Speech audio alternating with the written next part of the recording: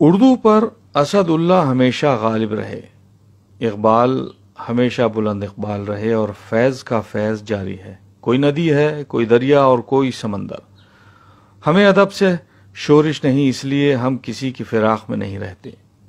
اردو میں میر ہی نہیں، امیر ترین لوگ بھی ہیں۔ اردو پر کسی قسم کا داغ نہیں، ہاں داغ دہلوی ضرور ہیں۔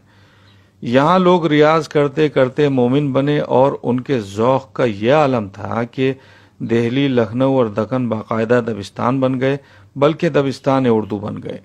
یہاں ایک سے ایک ولی بھی ہیں، اور ایک سے ایک جو اردو کی محبت میں نہ صرف سرشار رہتے ہیں بلکہ اس پر جانثار بھی رہتے ہیں۔ اس لیے کسی کی حیثیت مجروح نہ کیجیے، شبلی کو شبلی ہی رہنے دیجیے، جنید کو شبلی نہ بنائیے۔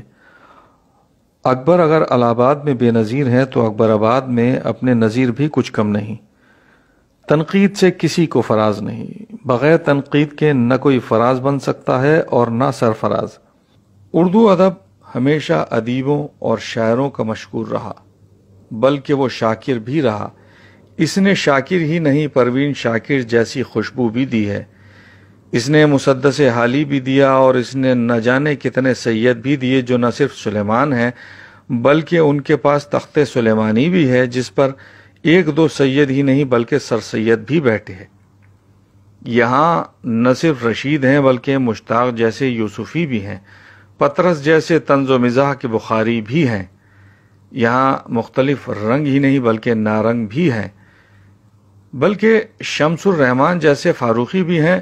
یہاں عبد الماجد جیسے صاحب طرز ادیبوں کا ایک دریا آباد ہے۔ یہاں ایک سے ایک آزاد ہیں اور ایک سے ایک اعلیٰ شخصیات ہیں، بلکہ ابو الاعلیٰ اور ابو الکلام بھی ہیں۔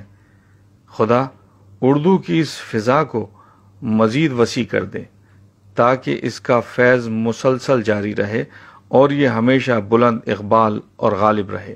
آمین۔